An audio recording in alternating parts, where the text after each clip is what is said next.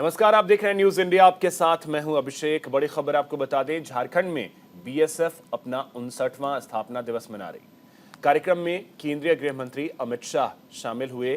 केंद्रीय गृह मंत्री अमित शाह ने परेड की सलामी ली है। ड्यूटी के दौरान शहीद जवानों को श्रद्धांजलि दी गई।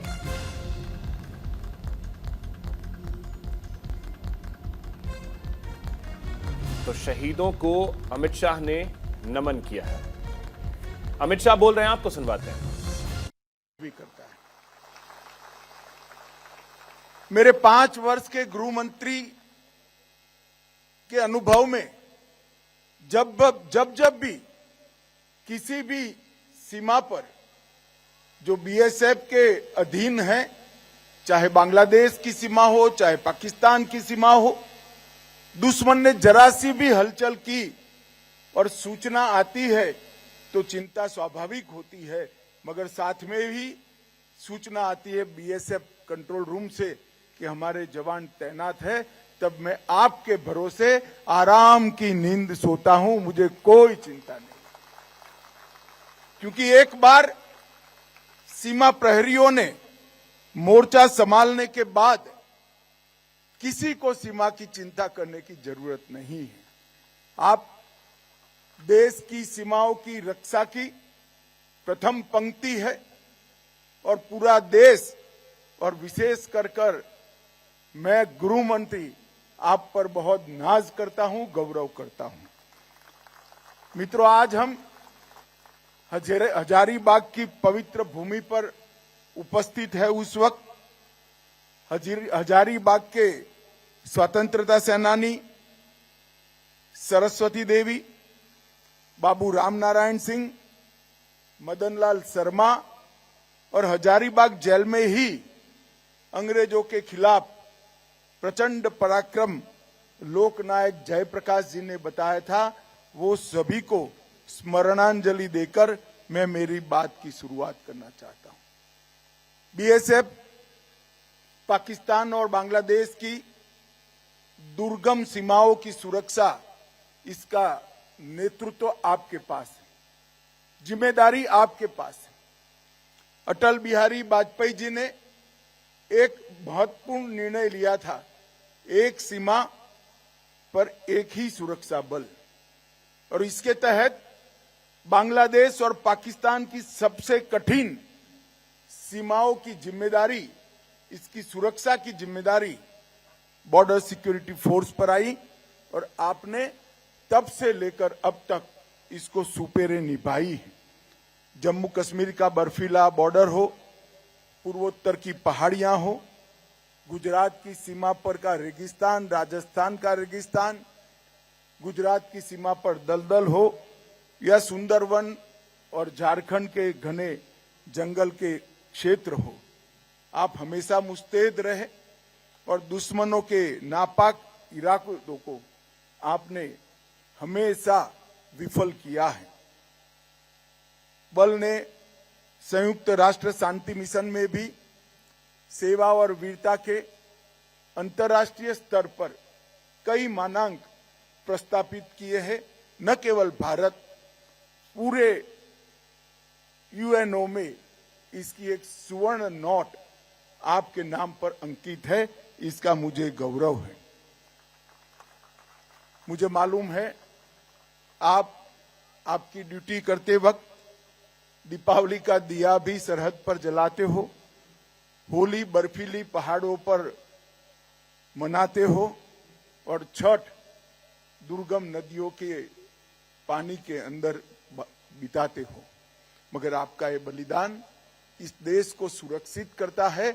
और मैं आज आपको बताना चाहता हूं, जिस देश की सीमाएं सुरक्षित नहीं होती, वो देश कभी विकसित नहीं हो सकता, वो देश कभी समृद्ध नहीं हो सकता। आज मोदी जी के नेतृत्व में देश ने हर क्षेत्र में प्रगति की, चाहे चांद पर चंद्रयान पहुंचाना हो, चाहे G20 के माध्यम से देश के कूटनीतिक क्षेत्र में देश के ध्वज को समग्र विश्व में फहराना हो, चाहे हमारी अर्थव्यवस्था को 11वें नंबर से 5वें नंबर पर लानी हो।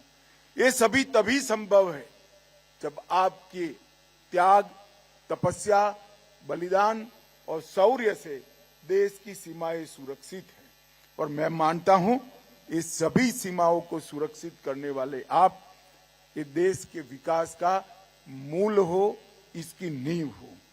सीमाओं पर लगी हुई फेंस देश की सीमा की सुरक्षा करती है, ऐसे मुगालते में मैं नहीं हूं। फेंस बाढ़ सहायता करती है, वो देश की सीमाओं की सुरक्षा नहीं कर सकती है। बीएसएफ का बहादुर जवान देश की सीमा की सुरक्षा करता है और सीमा की सुरक्षाओं को सुनिश्चित करता है। मित्रों, बीएसएफ जवान का पूरा जीवन सीमा की रक्षा के साथ साथ अनुशासन का भी बहुत बड़ा संदेश देश के युवाओं को देता है। अभी परेड के माध्यम से आपने मार्च पास्ट किया। मैं बड़ी बारीकी से आपके मार्च पास्ट को देख रहा था। कहीं पर भी पैर आगे पीछे या हाथ उल्टा पड़ता है, मगर मैं एक भी कमी नहीं निकाल पाया। मैं परेड कमांडर और सभी जवानों को बहुत बहुत बधाई और साधुवाद देना चाहता हूं। आज यहां पर वीरता के लिए पदक भी दिए गए, अच्छे सातत्यपूर्ण प्रदर्शन के लिए ट्रॉफियां भी दी गई।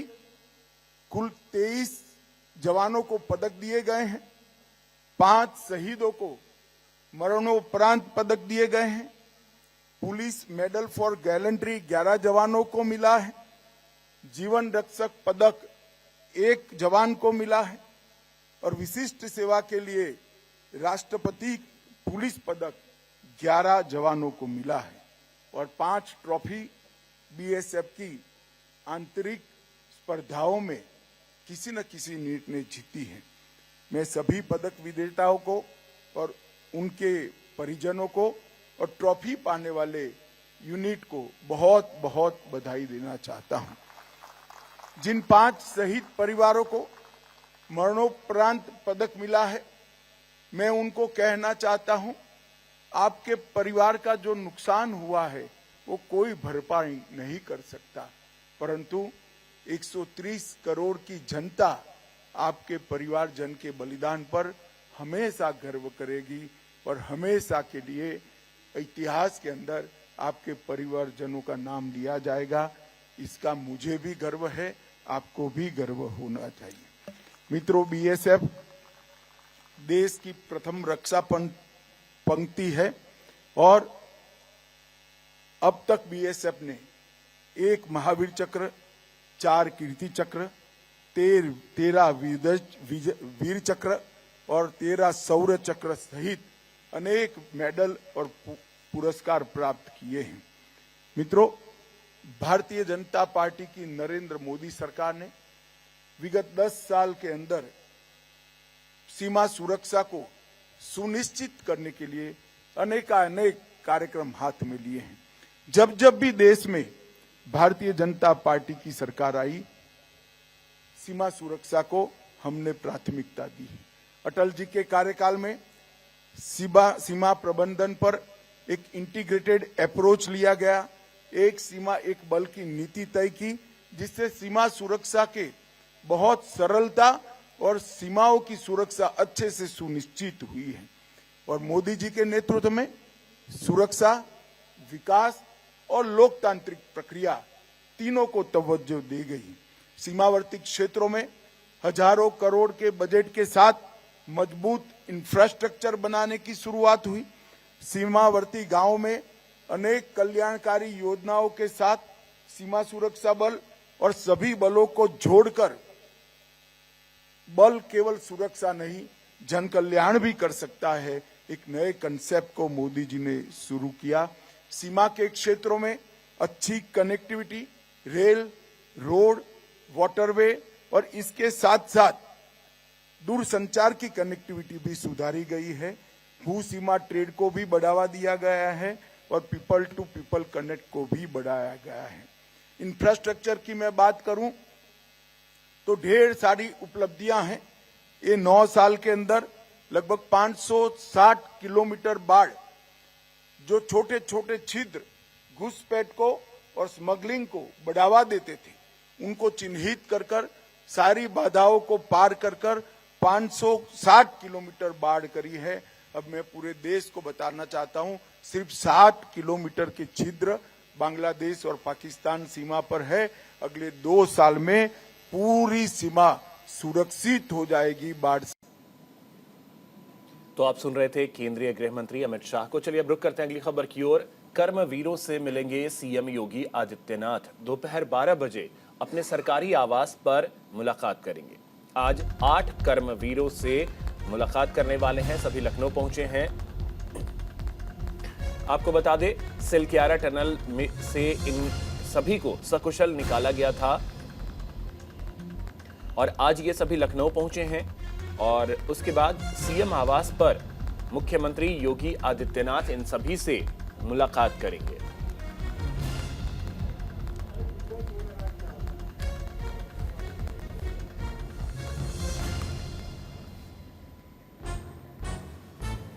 तो आपको बता दें कि सिलक्यारा टनल हादसा, जिसमें 41 मजदूर फंसे थे, उन सभी को सकुशल काफी मशक्कत के बाद बाहर निकाला गया और आज उनमें से 8 मजदूर जो हैं वो लखनऊ पहुंचे हैं, जो सभी उत्तर प्रदेश के रहने वाले हैं।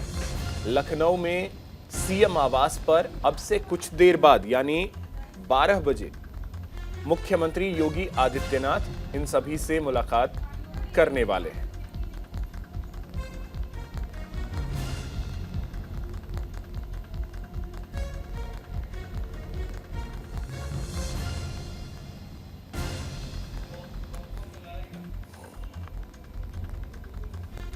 तो आपको बता दें कि ये वो कर्मवीर हैं जिन्होंने एक लंबा वक्त एक टनल के अंदर गुजारा। लगभग 16 दिन, 17वें दिन इन सभी को रेस्क्यू कर बाहर निकाला गया और उनमें से 41 मजदूर में से 8 मजदूर जो हैं वो लखनऊ पहुंचे हैं, जो योगी आदित्यनाथ से मुलाकात करेंगे। वहीं आपको बता दें, दिल्ली में सीएम केजरीवाल से मिलेंगे रैट माइनर्स। सिलक्यारा टनल खुदाई में इन्होंने अहम भूमिका निभाई थी। टनल से श्रमिकों को निकालने में काफी मशक्कत करनी पड़ी थी और आज शाम 4 बजे सीएम केजरीवाल इन सभी से मिलने वाले हैं। दरअसल आपको बता दें कि दिल्ली जल बोर्ड में ये सभी जो हैं वो कार्यरत हैं। तो दिल्ली जल बोर्ड की टीम, साथ ही साथ आपको बता दें कि गोरखपुर से एक टीम को बुलाया गया था। इन सभी ने मिलकर उन सभी 41 मजदूरों को सकुशल सिलक्यारा टनल से बाहर निकाला था। रेट माइनिंग के जरिए खुदाई की गई और इन सभी को, जो मजदूर वहां फंसे हुए थे टनल के अंदर 16 दिनों से, उन सभी को 17वें दिन रेस्क्यू कर बाहर निकाला गया था।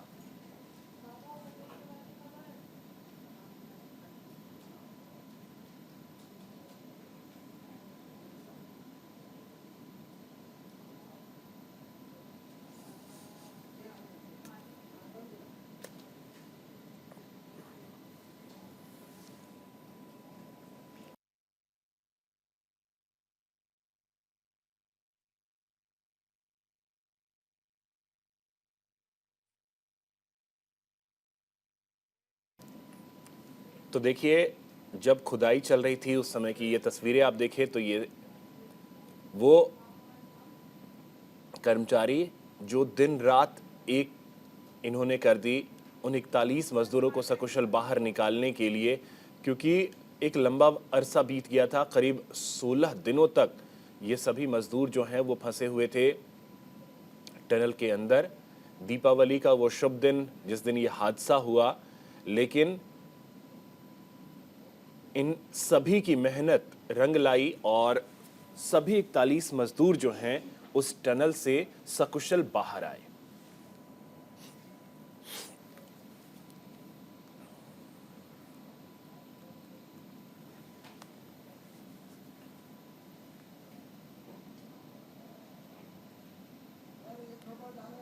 और चलिए बात करते हैं एग्जिट पोल की। एग्जिट पोल जब से आया है उसके बाद बीजेपी में बैठकों का दौर शुरू हो गया है।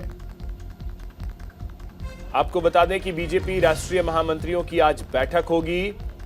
शाम 5:30 बजे बैठक होनी है। 5 राज्यों के जो एग्जिट पोल आए हैं उसको लेकर आज चर्चा होनी है।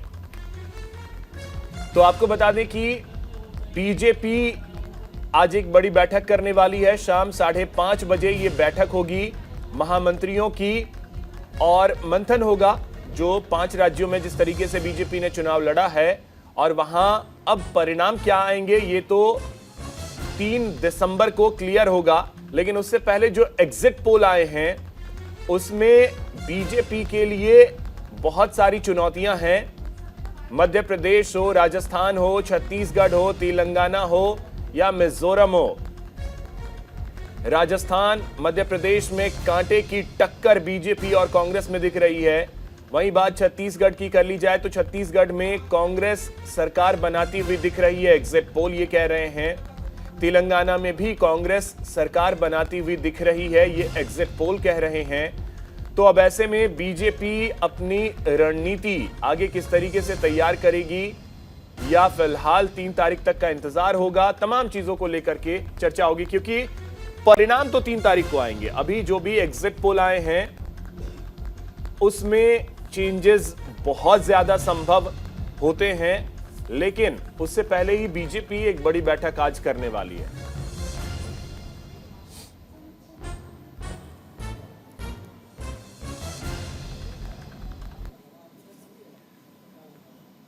एक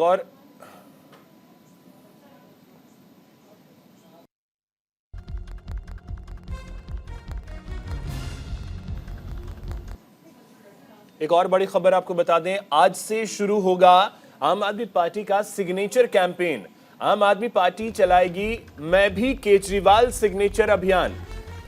बीजेपी के खिलाफ आम आदमी पार्टी का सिग्नेचर कैंपेन होगा। घर घर जाएंगे आम आदमी पार्टी के विधायक और मंत्री। जनता से आम आदमी पार्टी के विधायक फीडबैक लेंगे। तो आज से एक कैंपेन की शुरुआत आम आदमी पार्टी कर रही है और आपको बता दें कि सिग्नेचर कैंपेन ये होगा। एक और बड़ी खबर है, अभिनेता सलमान खान को धमकी मिली है। इस मामले में बड़ा खुलासा हुआ है। जो पोस्ट किया गया सोशल मीडिया पे उसमें आईपी एड्रेस के जरिए एक बड़ा खुलासा हुआ है। स्पेन से यह धमकी भरा पोस्ट किया गया था। वीपीएन के जरिए यह धमकी भरा पोस्ट किया गया था। गैंगस्टर लॉरेंस बिश्नोई ने पोस्ट का दावा किया। फेसबुक के जरिए सलमान खान को धमकी मिली थी। तो देखिए, सलमान खान को आए दिन धमकी मिलती रही है। अब एक बार फिर से सोशल मीडिया प्लेटफॉर्म फेसबुक पर पोस्ट के जरिए सलमान खान को धमकी दी गई। अब इसमें एक बड़ा खुलासा यह हुआ है कि जो आईपी एड्रेस है इस पोस्ट का वो स्पेन का है, यानी ये पोस्ट जो है वो स्पेन से किया गया है। दावा लॉरेंस बिश्नोई की तरफ से किया जा रहा है।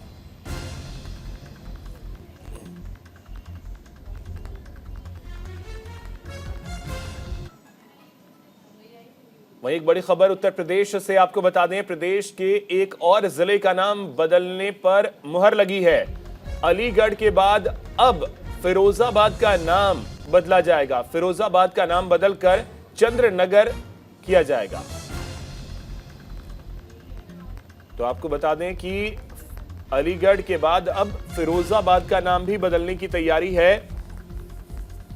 चंद्रनगर इस शहर का नाम किया जाएगा, फिरोजाबाद का।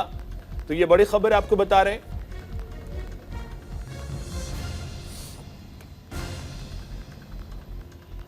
फिरोजाबाद का नाम बदलकर अब चंद्रनगर करने की तैयारी है। अलीगढ़ के बाद अब फिरोजाबाद का नाम भी बदला जाएगा।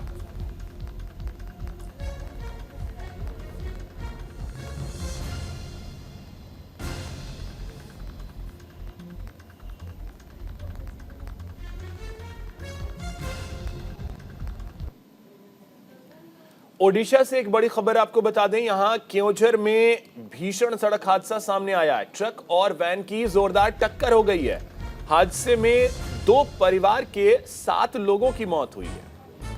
तो ये बड़ी जानकारी क्योंझर से, जहां आपको बता दें कि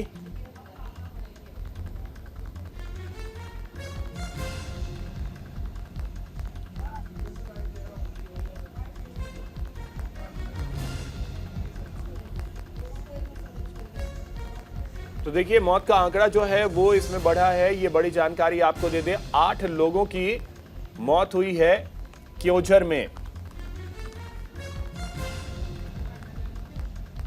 ट्रक और वैन की भिड़ंत हुई ओडिशा के क्योंझर में, जहां पर 8 लोगों की इस दर्दनाक हादसे में मौत हो गई है। कई लोग इसमें घायल भी हुए हैं। घायलों को इलाज के लिए अस्पताल भेजा गया है, जहां ट्रक और वैन की जोरदार टक्कर हो गई।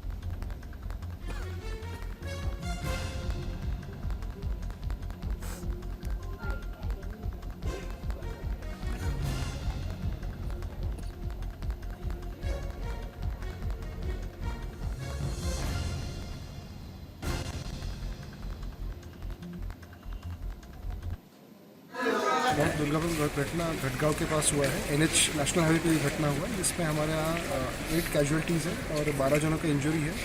12 में से 11 लोग का ट्रीटमेंट हमारे डिस्ट्रिक्ट हेडक्वार्टर हॉस्पिटल में चल रहा है। एक का ट्रीटमेंट घटगांव सीएचसी में चल रहा है। तो इसी के साथ इस बुलेटिन में फिलहाल इतना ही। नमस्कार।